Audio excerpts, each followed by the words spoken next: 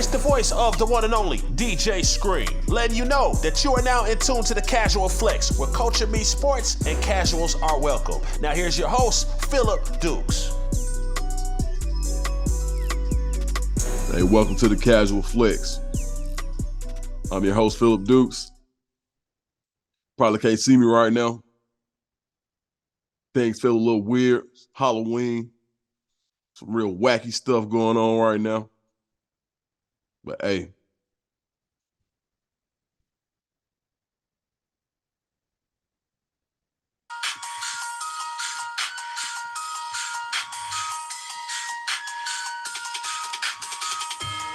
Falcons in first place. Falcons in first place. Deion's Falcons.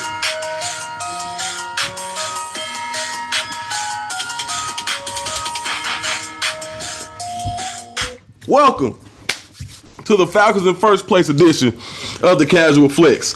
I am your host, Phillip Dukes, aka Dukes the Scoop. Catch me on Instagram and Twitter at Dukes the Scoop. Man, so I'm so excited. Why are you so excited, Dukes? Because if you would check this clip out right here, the NFC South is a weaker division than it has been in years. The Falcons can really get to the playoffs this year. That's why. I told you. I said the Falcons were the class of the division, even though the division is down. So guess what? If you take a pig and you have a pig beauty pageant, first place is still first place. If you take the nastiest food in the world and have a cooking competition, first place is still first place. So I don't care how sorry the NFC South is, the Falcons are the best of the worst, and I'm okay with that because you know what? This was a rebuilding year, and we are okay. So if the Falcons can figure out how to get some playoff experience, even in a down year, it's a plus. It is a plus. I mean, the way now, first and foremost, let's just talk about the game. Man, even the Falcons going to first place, bro. So I never watched the Falcons without what they call lisinopril. And for those of you who do not know what lisinopril is, that's blood pressure medicine. The cardiac Falcons, the blood pressure Falcons, the anxiety Falcons. You need to pop a Xanax before you watch the Falcons. It's bad. The Falcons had the game won. Actually, let's go on back. Nope, let's stay there. The Falcons did have the game won. They give up a 62-yard bomb to DJ Moore with 12 seconds left. By the grace of God, it had to be Reverend Baker. That's, because I apologized to the churches that were moved, that were bought out by the Dome. On behalf of me, I apologize. So I'm feeling that maybe Reverend Baker, he was like, I'm going to piece it up. Nephew, he been doing right. So he tried to do whatever, he probably nudged guy like, man, let them folk go and get in the first place. Because then DJ Moore takes his helmet off for no reason, gets a penalty, makes the extra point a 48-yard field goal, and the guy misses it. Falcons get the ball back in overtime. Mariota throws a wounded duck. Yeah, they said he was getting hit. Throws a duck. C.J. Henderson takes the ball back 50 yards after the interception. Panthers line it up, 32-yard field goal. Dude still shook. Misses again. The Falcons finally win. So the Falcons are in first place by default, and I'm okay with it. Absolutely okay with it. Dukes, why are you okay with that? But like I said, the Falcons are in their second year after being in salary cap hell, right? Now they're on the verge of becoming one of the major spenders in free agency. The Falcons have a system that we're seeing works with maybe one of the least talented top to bottom rosters in the NFL. So you don't have that high level talent. You got talent in certain places, but when you look at each position room, what position room would you trade another team with? Like, or would you trade with another team? Like, think about it. Like, what team would say, dang, you know what? I really wish I had the Falcons offensive line. I wish I had their quarterback room. Oh, man, if we just had the Falcons running backs. Well, you know what? If we had the Falcons D-line, no. What if we had the Falcons linebackers? Yeah, we'd probably win it all. Nope. If we had the Falcons secondary, no team in the NFL is sitting back and saying, you know what? We need the Falcons rooms.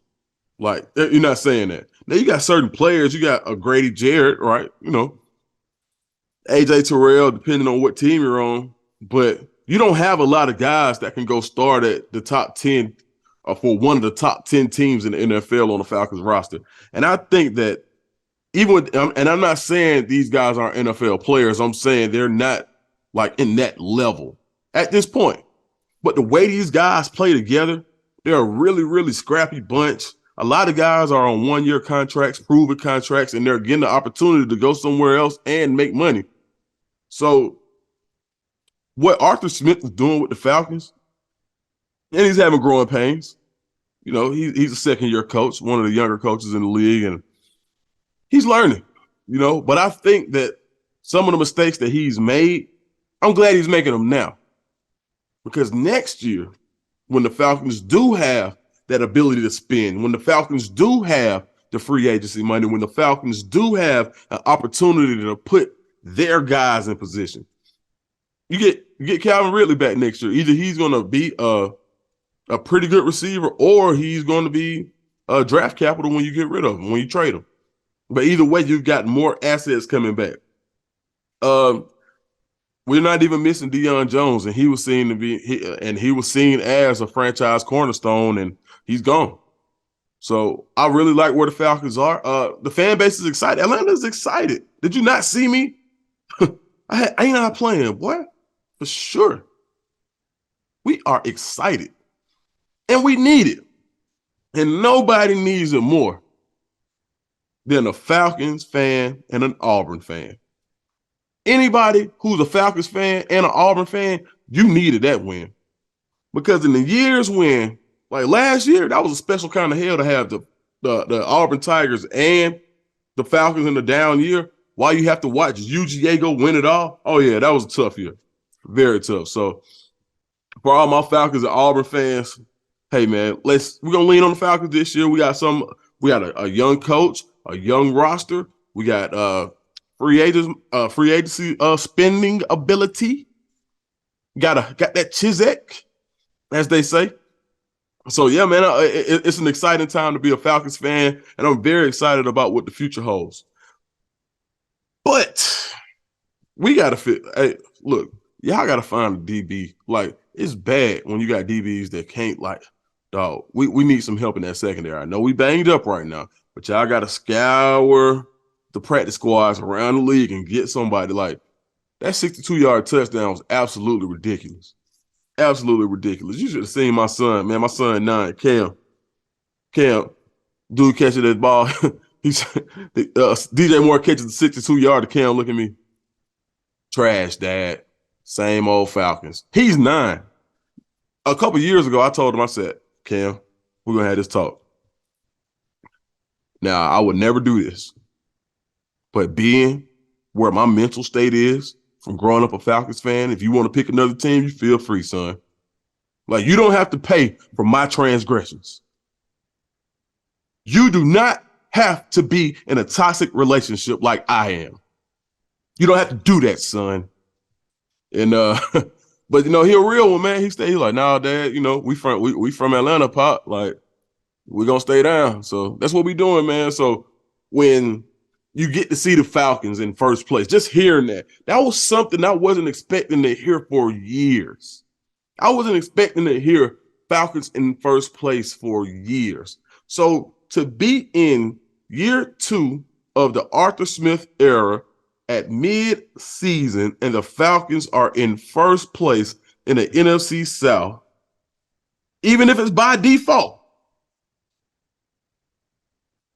I am ecstatic. And I still think that the Falcons will go to the playoffs. You know why? Tom Brady. The Bucks in trouble. Tom, man, go home. Man, look, Tom, tell her you sorry, bro. Tell her you need one more year. I don't even want to see the GOAT go out like that, dog. Like, and it's hard for me, being, that I suffered that 28-3 loss as a Falcons fan. And it wasn't even a 28-3 loss but the whole 28-3 debacle.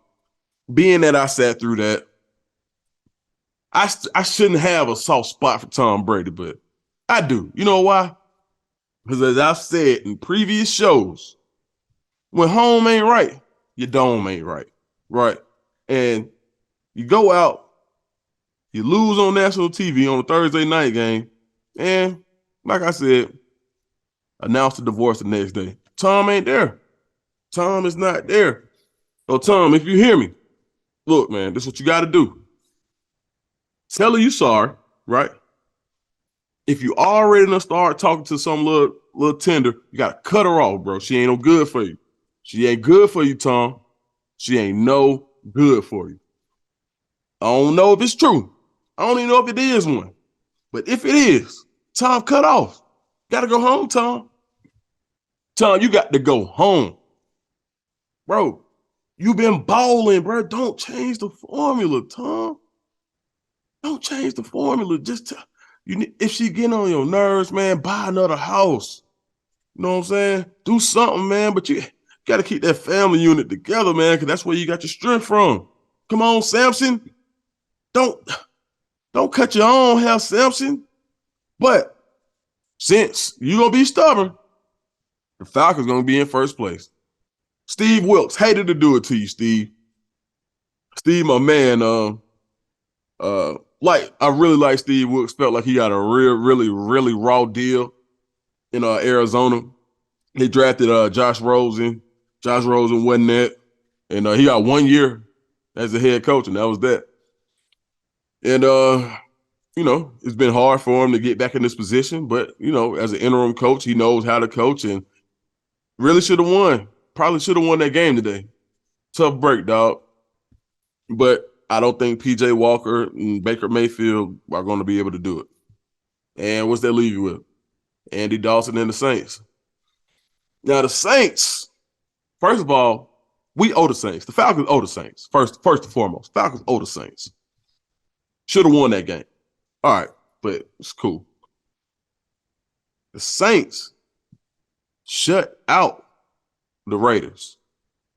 A 0. Donut.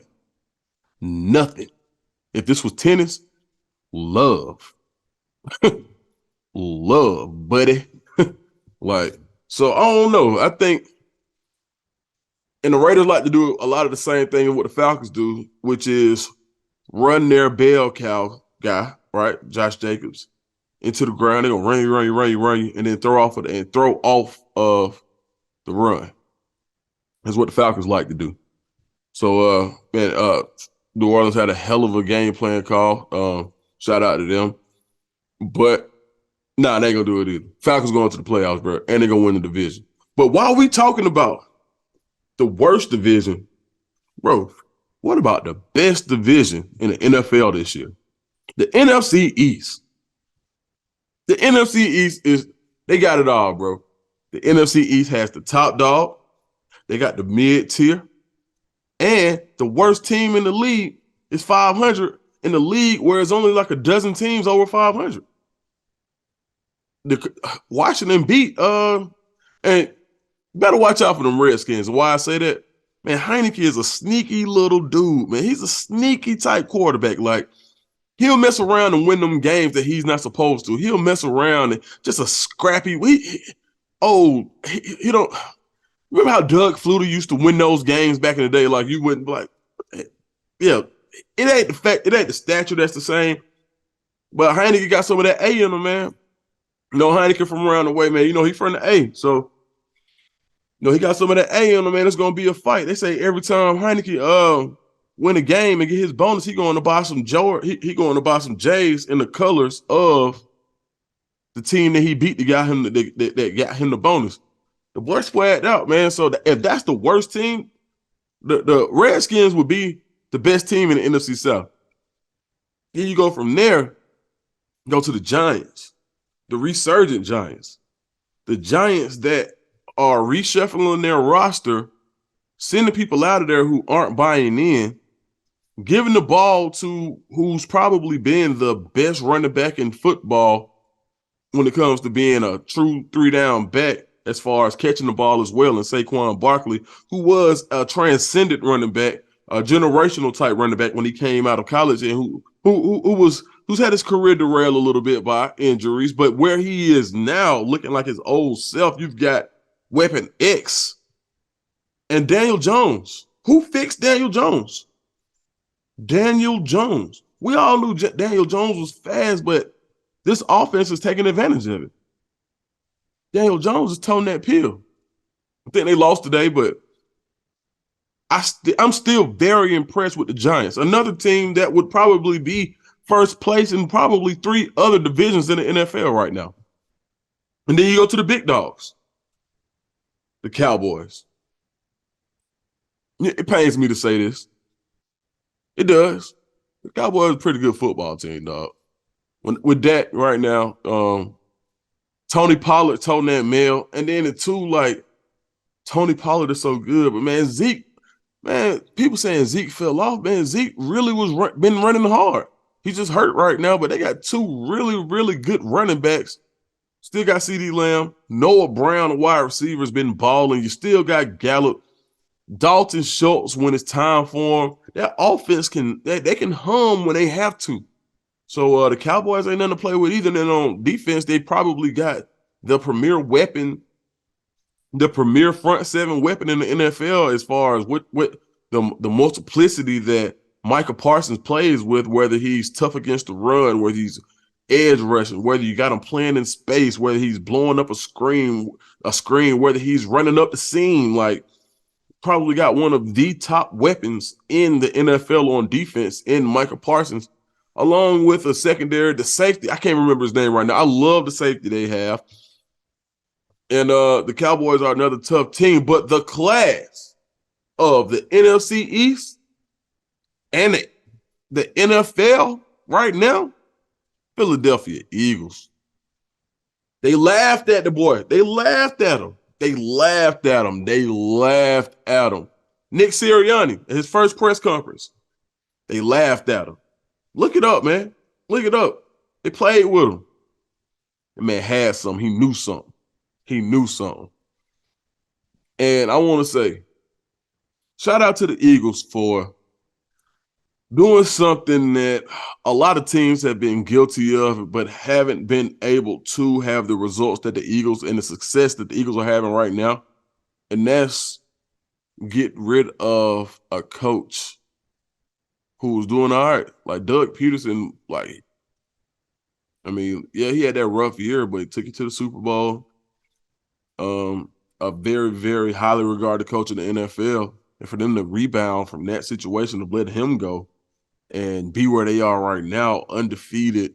I mean, they should win the next 5 games. I can't see nobody beating them right now. And they go and they know it. And you know how I know they know it? They went and got Robert Quinn. Like, you know what? We ain't got enough. Let's just go ahead. That Robert Quinn pickup looks a lot like the Von Miller to the Rams pickup last year. That's what that looks like to me. And you know, they say Quinn only has like a sack this year or 1.5 or something like that. But now it's different because now you're allowing Quinn to get in one-on-one situations because you've got Jordan Davis and Fletcher Cox right next to him. You've got rotational pieces. You've got guys who can rush the passer. So Robert Quinn, let's say Robert Quinn plays a team with the backup tackle, who's starting a backup left tackle because the starter may be injured, but because we're getting that part of the season. In those games like that, where you got to start a rookie, maybe making his second or third start, and you got to put him across from Robert Quinn, a veteran, a strong guy, a manly, like one of those grown men strength type guys who still has some explosion in his game, who knows the nuances of how to get to the quarterback, who knows the angle to plant at to take a straight beeline to the quarterback, who can still beat one of these young kids over the head like a kid. Yeah. When you factor that in, oh yeah, you already know, like, so he can get in one of those situations and go off for 3 to 4 sacks in the game. He could take a game. You put him in one of those situations, he could take a game over. And it happens all the time. A lot of the times when you see guys in the NFL who have these exorbitant sack totals, a lot of times they beat the hell out of one player. And sometimes they did it twice. I remember when Vic Beasley had 15, 16 sacks, man, for the Falcons, the Super Bowl year. Man, he got like, out of his 16 sacks, I would say that he probably got 9 of them in 3 games. So out of 16 games, he only got sacks in probably 8 games, maybe 7, something like that. I'll check that stat, but yeah, I would challenge somebody to go check that stat, but it's true, and it happens a lot. So, but even having a guy that can do that, because I don't think the Falcons have a guy that can dominate somebody at that level right now, probably besides Grady Jarrett. Definitely don't have an edge rusher who's ready for that. So by the Eagles picking him up, he probably got the best cornerback tandem in the NFL right now in Bradbury. Slay is playing. D. Slay is playing out of his mind right now. Yeah, man. The Eagles, I think, are the best team in the NFL, and they'll be the ones. I think they will be the team that'll have the 72 Dolphins up late at night. You know what I mean? Mercury Morris, them. Feel me? But yeah, let's change gears from the NFL and let's check on down to the Plains, man. Let's take a flight to the Plains. Let's see what's going on in Auburn right now. So the talk is about John Cohen, who is the current athletic director at Mississippi State.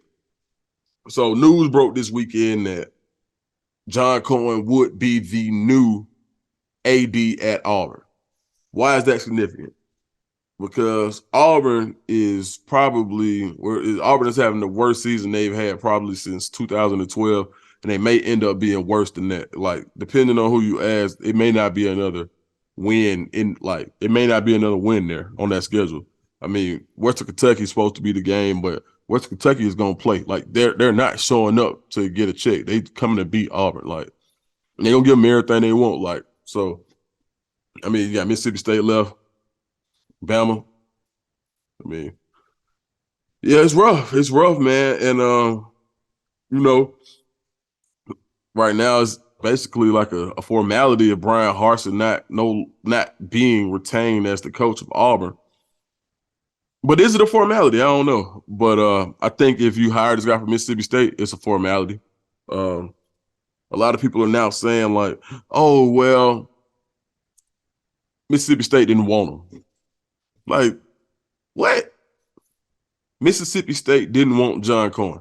This is what I'm not understanding. They just gave him a 4-year extension, right? Baseball guy, played under Ryan Polk.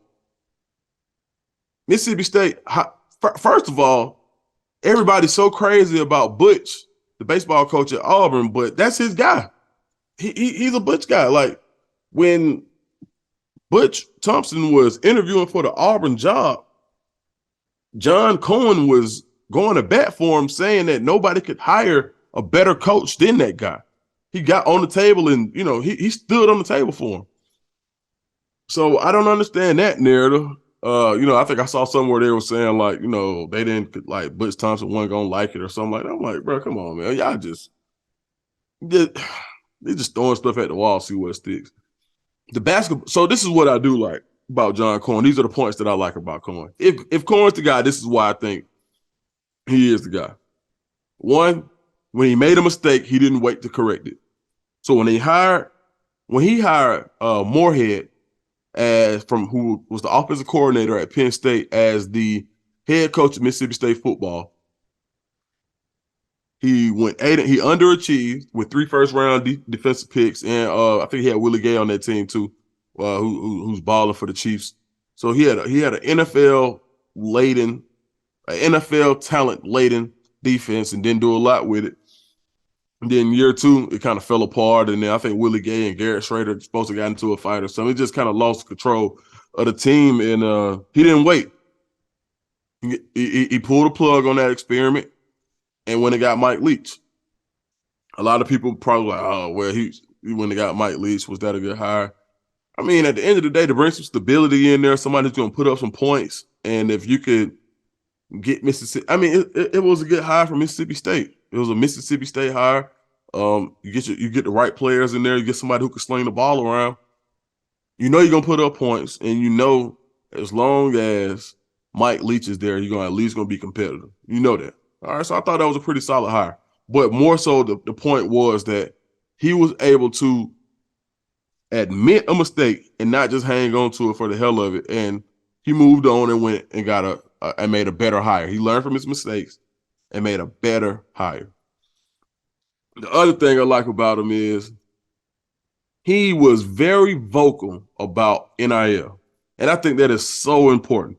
I think him saying that, understanding how dire the situation is for NIL collectors to be involved in order to raise the money to compete in this arms race that we have now called college football.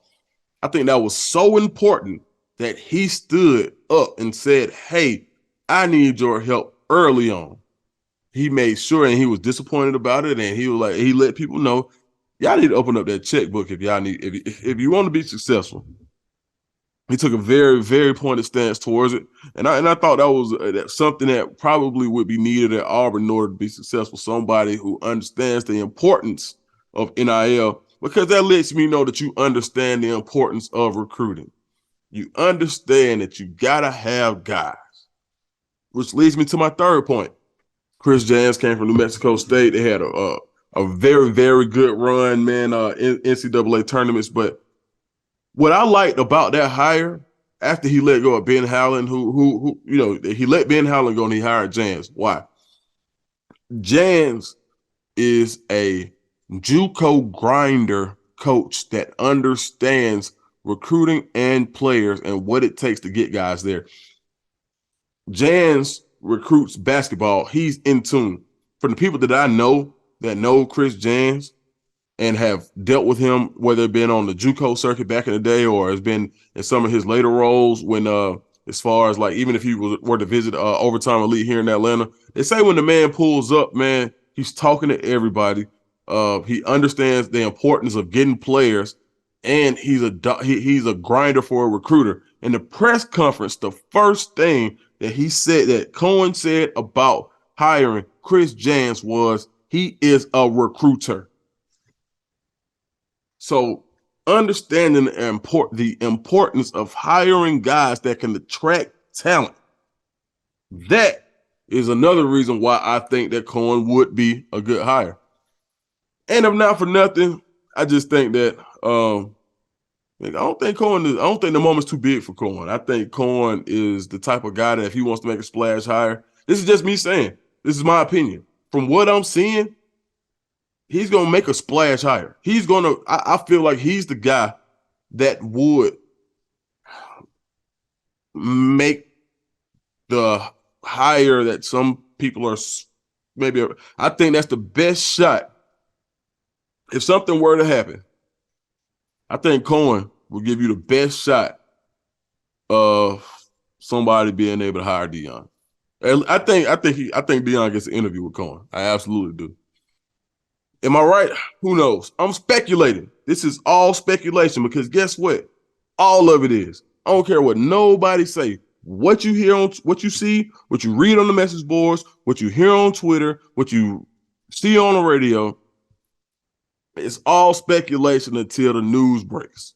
It's all speculation. So this is my speculation, and my speculation is that if Auburn had a shot at getting Deion Sanders, this guy probably would be the one who probably would do it, in my opinion. But let's talk about some Auburn football or whatever they do on Saturdays. Man, that's tough, dog. That was tough. And you know what? I want to apologize to Bo Nix. About 2 weeks ago, I said, I don't think Bo Nix can help this team. Bo Nix can absolutely help this team. Absolutely. And not just Bo Nix. You know who else can help this team? Tashawn Manning, who's starting at Kentucky. You know who else could probably help this team? Lee Hunter on the defensive line, who will probably be a really good rotational piece and a depth piece and probably could start for Auburn right now. You know who else would probably help this team? Kobe Hudson, who was the leading receiver last year. You know who else could help this team? Ladarius Tennyson, who's starting at Ole Miss.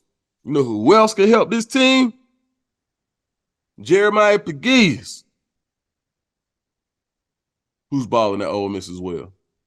I mean, the list goes on, man. So, I mean, Auburn let a lot of talent go, dog. I mean, let's just say, like, so you for the culture, right? You sacrifice a lot of talent. And you know who else can help this team? Landon King.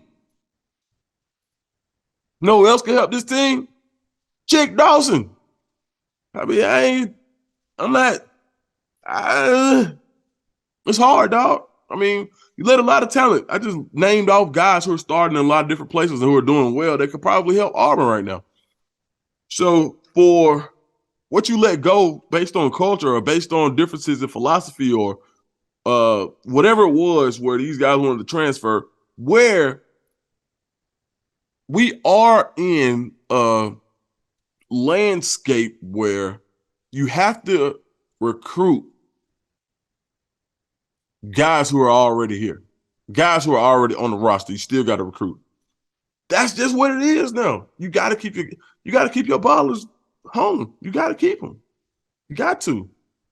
So the amount of talent that was allowed to walk, you can't hold nobody against their will, but you can create an atmosphere where people believe in what's going on.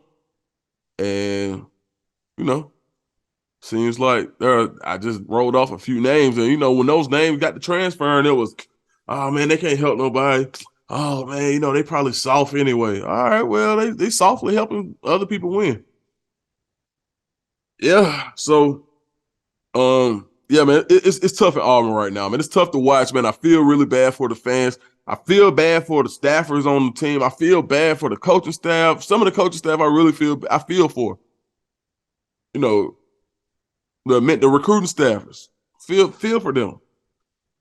I mean, sometimes I even feel for Brian Harsin. Man, it's tough, man. It's got to be tough to go out there and get your head smacked every week, dog. Arkansas was not supposed to smack us like that, bro. Not supposed to smack them. They did. And don't take nothing away from Arkansas, but yeah, that shouldn't have been that at all. But, you know, you live and you learn. Let's see if they can put a good game plan together. I mean, coming off a bye week, that ain't what you want to see. And so I really feel for the fans. And it's a tough time at Auburn football right now. But as always, Auburn will always rebound. And a lot of times they say Java is just Auburn being Auburn. Well, one thing about Auburn being Auburn always rebounds, always bounce back. As long as I've been affiliated with Auburn University as a student, from the first time I stepped on campus and been through some of those times where, you know, it wasn't fun. Yeah, I mean, it ain't always been fun. Like, it took time to get to 2004. You know what I mean? It took time to get to 2010. It took time to get to 2017. 13, 14. And then really the last real shot at it was Carry-On in them, 2017. And really, man, Bo Nix freshman year, for real, when he had Derek Brown and Marlon Davidson that last year, should have beat Georgia that year. Absolutely should have beat Georgia. And so that was probably the last shot, maybe 2019, that Auburn had it being, you know, just to be considered a top 10 team, which really wasn't that long ago. So there has to be some muscle memory there, and there's definitely a lot of mental memory there from fans because that's why they're so upset with this season. It's upsetting. It should be. Damn it, I'm upset. I'm upset too. I mean, as a fan, yeah, you know, alumnus. It's not good Auburn football, but you know, Auburn will be back, man. And you know, who's to say? And you can't even say that Auburn.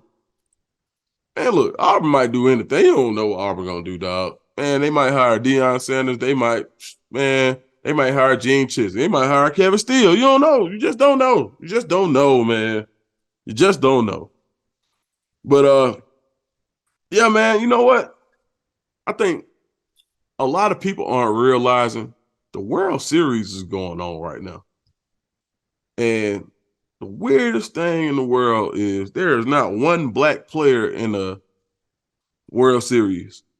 Now, you do have a black manager, and I'm not trying to get into all that, but it seems like, how does baseball get African Americans back involved in baseball?